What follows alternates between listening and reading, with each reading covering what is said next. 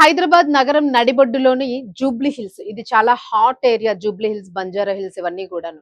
So ఈ Jubilee hills లోని ఉండే ఐఏఎస్, ఐపీఎస్ అధికారులు ఎక్కడైతే నివాసం ఉంటారో అత్యంత హై సెక్యూరిటీ ఉన్న ఏరియా ఇది. సో ప్రతి ఇంటికి కూడా చాలా గట్టి భద్రతా సెక్యూరిటీ ఉంటుంది.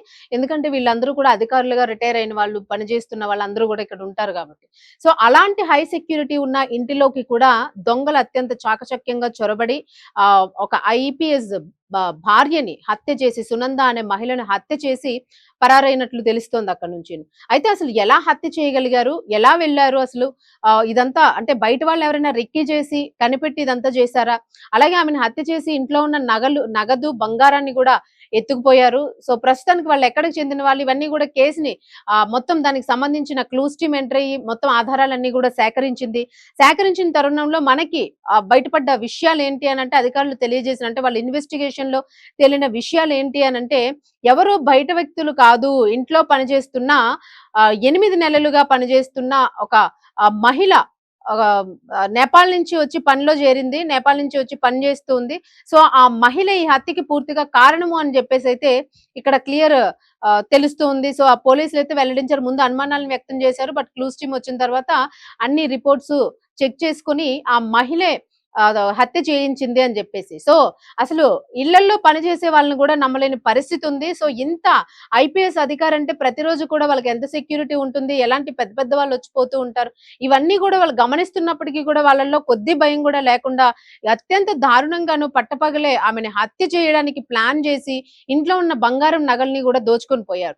సో ఈ హత్యలోని ఈ నేపాల్ కి సంబంధించిన ఈ అమ్మాయి నేపాల్ నుంచి కొందరు వ్యక్తుల్ని, ఒక నలుగురు వ్యక్తుల్ని, ఒక గ్యాంగ్ ని అయితే తయారు చేసి పూర్తిగా రెక్కీ చేసి ఎవరెవరు వస్తారు, ఎవరెవరు వెళ్తారు, ఎన్ని గంటలుగా ఆయన వెళ్ళిపోతాడు, ఎక్కడ బంగారం పెడతారు, ఎక్కడ డబ్బు పెడతారు, ఇవన్నీ కూడా ప్రతిరోజు కూడా ఇంట్లోనే ఉంటుంది కాబట్టి 8 నెలల పాటు బాగా గమనించి ఏ టైంలోనే హత్య చేస్తే మనం దొరకకుండా ఉంటాము, అలాగే దొరికిన నగల్ని, బంగారాన్ని, డబ్బుని మొత్తం ఎలా మళ్లించాలి, సో ఇవన్నీ కూడా పక్కాగా ప్లాన్ చేసుకుని ఆ దొంగలనైతే ఇంటికి దింపడం జరిగింది.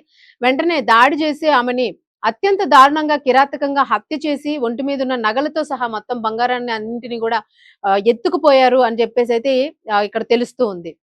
దీనికి సంబంధించి బాడీని పోస్ట్ మార్టం నిమిత్తం తరలించి మరింత ఇన్వెస్టిగేషన్ ని జోరుగా చేస్తూ ఉన్నారు. ఎందుకంటే ఇది ఒక అధికారికి సంబంధించిన భార్య తాలూకా హత్య అంటే ఇన్వెస్టిగేషన్ ఇంకా ఫోర్స్ఫుల్ గా, ఇంకా ఎక్కువ అన్ని దారుల్లో కూడా ఇన్వెస్టిగేట్ చేస్తూ ఉంటే ఇంకా దీని వెనక ఏమైనా టీమ్స్ ఉన్నాయా, సో వీళ్ళు ఇంతకు ముందు ఎక్కడైనా దొంగతనాలు చేసి ఉన్నారా, ఇంకేదైనా హిస్టరీ ఉందా ఈ మహిళకి, నేపాల్ నుంచి వచ్చిన మహిళకి, ఇదే ఫస్ట్ టైమా, సో ఇవన్నీ కూడా ఇన్వెస్టిగేట్ చేస్తూ ఉన్నారు అదుపులోకి తీసుకొని. మనం తెలుసుకోవాల్సింది ఏంటి అనంటే, ఒక ఐఏఎస్, ఐపీఎస్ అధికారుల ఇళ్లకే భద్రత లేకపోతే మిగిలిన ప్రజలకి, సాధారణ వ్యక్తులకి ఎలాంటి భద్రత ఉంటుంది? సో ఇళ్లలో పెట్టుకునేటప్పుడు కూడా పని వాళ్ళని మనం ఏం చూసి పెట్టుకోవాలి, ఎలాంటి సెక్యూరిటీస్ చూసి పెట్టుకోవాలి, వాళ్ళ బ్యాక్గ్రౌండ్ ని మనం ఎలా చెక్ చేసుకోవాలి, సో ఇవన్నీ కూడా ఇప్పుడు అనుమానాలు వ్యక్తమవుతున్నాయి. ఎందుకంటే మొన్ననే మనం చూసాం, ఢిల్లీలో కూడా సేమ్ ఇలాంటి కేసే ఒకటి చూసాం మనం.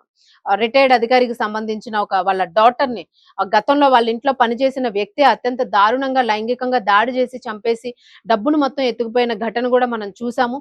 సో ఇలాంటి పాత కక్షలతో ఉన్న పని వాళ్ళు కూడా ఉంటారు. ఎప్పుడైనా ముందు మన దగ్గర మానేసి ఏదైనా గొడవపడి వెళ్ళిపోయిన వ్యక్తుల్ని మరలా పనిలోకి దయచేసి పెట్టుకోవద్దు అని హెచ్చరిస్తూ ఉన్నారు. ఎందుకంటే ఏదైనా ప్రమాదం పొంచి ఉండొచ్చు. అలాగే మన లీక్స్ అన్ని వాళ్ళకి తెలుస్తాయి. మనం ఎక్కడెక్కడ ఏమేమి పెడతాము, ఏ టైంకి బయటకు వెళ్తాము, వస్తాము, ఎంతమంది ఇంట్లో ఉంటారు, సో ఇలాంటివన్నీ వాళ్ళకి తెలుస్తూ ఉంటాయి. కాబట్టి ఇంటిలో మానేసి వెళ్ళిన పని వాళ్ళని మరలా పెట్టుకోవద్దు, అలాగే తెలియలేని వాళ్ళని పెట్టుకోవద్దు, అలాగే ఒక రిజిస్టర్డ్ కంపెనీ నుంచి వచ్చిన వాళ్ళని తప్ప ఏదో తక్కువ ధరకు వస్తున్నారు కదా, నేపాల్ నుంచో భూపాల్ నుంచో అని ఇట్లా పెట్టుకుంటే ఇలాంటివి జరిగిన తర్వాత మళ్ళీ మన ఆకులు కాలిన తర్వాత చేతులు పట్టుకునే వ్యవహారమే అయిపోతుంది.